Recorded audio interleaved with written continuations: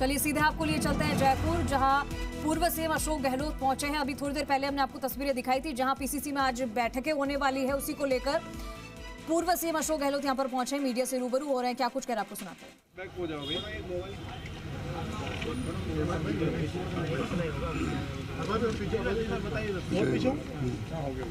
Ready हो ना sir? करें सर, आज बहुत महत्वपूर्ण रिव्यू मीटिंग की जा रही है। प्रभारी जी यहाँ मौजूद है, सभी जिम्मेदार बड़े जो कांग्रेस की टीम के लोग हैं वो आ रहे हैं। कई बड़ा अभियान है वोट चोर गद्दी छोड़, इसको लेकर का देखिए, वोट चोर गद्दी छोड़ एक हर गांव तक बात पहुंच गई है। हर गांव तक बात पहुंच गई कि भाई वोटों की चोरी हो रही है, इसलिए चुनाव जीते जा रहे हैं। ये बहुत खतरनाक है, डेमोक्रेसी के लिए खतरनाक है कि डेमोक्रेसी में सबसे पहला काम होता है चुनाव आयोग का, तो वो निष्पक्ष चुनाव करवाए। कोई पार्टी जीते, कोई उम्मीदवार जीते, अलग बात है, पर जिस प्रकार का व्यवहार किया गया, राहुल गांधी जी ने एक क्वेश्चन रेज किया कि भाई आप हमें जो मशीन रीडेबल लिस्ट दे नहीं रहे हो आप, वरना हम फटाफट इस काम को कर सकते थे, तो आप जो है हमें मजबूरी में 6 महीने लगे। 6 महीने हमने नतीजे पहुँचे हम लोग। आपको बता रहे हैं 1 लाख वोटों की, लगभग 1,250,000 वोटों की गड़बड़ है। अगर इलेक्शन कमीशन जांच करवा देता उस वक्त, इलेक्शन कमीशन जांच करवा देता उस वक्त, तो उसमें कितने वोट कहाँ गड़बड़ हुई, कहाँ नहीं हुई, स्पष्ट हो जाता। और कायदा ही होता। आज तक आज़ादी के वक्त में जो आप मालूम है हिंदुस्तान पाकिस्तान बना था, तब कितने लोग हिंदुस्तान आए होंगे, कितने लोग पाकिस्तान गए होंगे, तब भी इलेक्शन कमीशन ने चुनाव करवा दिए। जबकि वो शिक्षा नहीं थी उस वक्त में, लोग चिन्ह को नहीं समझते थे, पढ़ नहीं सकते थे। उससे लगेगा आज तक का इतिहास है, चुनाव लगातार हुए हैं। चुनाव आयोग के जो चेयरमैन हैं ना, और इनके जो भी मेंबर हैं, उनकी गलतियों से, उनके व्यवहार से स्थिति बनी है देश के अंदर। और ये इतना सीरियस पॉइंट बन गया। पहले शक था ईवीएम पर देशवासियों को, क्योंकि अब अमेरिका, इंग्लैंड, जर्मनी, जापान सब जगह वोट होता, बैलेट्स होता है। पहले वहाँ भी मशीनें थी, वो शक था ही पहले से ही। सुप्रीम कोर्ट तक लोग गए तो उन्होंने कहा वीवीपैट लगा दो, ये चल रहा था। अब ये जो नया जो सर्वे हुआ है, इधर आप 2 महीने पहले चुनाव किया, आप SIR करवा रहे हो, ये 1.5 साल पहले होता है।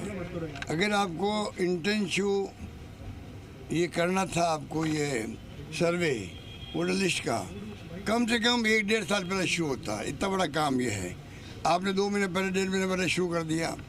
असंभव है, कोई गलती बताए भी, उसकी अपील भी होती है, प्रोसेस पूरा होता है, उसमें आप वो काम कर नहीं सकते। कब तो अपील करोगे, कब क्या करोगे, आप कुछ पता नहीं पड़ता है। ऐसी स्थिति में चलता है। तो ऐसी स्थिति में जब हम लोग शुरू प्रारंभ हुआ है, तो उसके अंदर तमाम तरह की गड़बड़ियाँ पैदा हुई, शक शुबा पैदा हुआ पूरे देश के अंदर। और पता नहीं SIR में क्या क्या करेंगे। 65 लाख वोट काट दिए हैं, कब तो उनकी अपील हो, कब अपील में सुनवाई हो। तो 1.5 महीने पहले चुनाव में SIR कराते हैं क्या? ये बेवकूफ़ियों से सब कुछ हो रहा है, बेवकूफ़ियों से। इसलिए राहुल गांधी जी ने, खड़गे साहब ने कहा है प्रदेश कांग्रेस कमेटियों को, आप तमाम लोगों से मीटिंग करो और आप सबसे साइन करवाओ कि वोट की चोरी किस प्रकार हो रही है। और अगर वोट की चोरी होगी तो निष्पक्ष चुनाव कभी हो नहीं पाएंगे। निष्पक्ष चुनाव नहीं होंगे तो डेमोक्रेसी को खतरा है देश के अंदर। मुख्य बात ये, और डेमोक्रेसी को बचाना हर नागरिक का अधिकार है, क्योंकि अधिकार में नहीं है, कर्तव्य है। अगर वोट चोरी नहीं रुकी, निष्पक्ष चुनाव नहीं हुए चुनाव आयोग के, तो आप बताइए कि वोट का अधिकार चला जाएगा।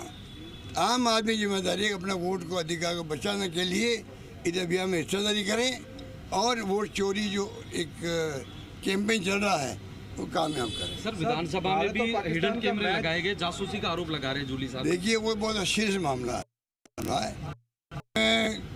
जूली साहब अगर गए भी हैं राज्यपाल के पास में, आप बताइए, 2 कैमरे एक्स्ट्रा लगा दिए, और उसका जो कंट्रोल सिस्टम है वो स्पीकर साहब ने अपने चैम्बर में रखा है, खाली वो खुद देख सकते हैं, उनका प्राइवेट सेक्रेटरी देख सकता है।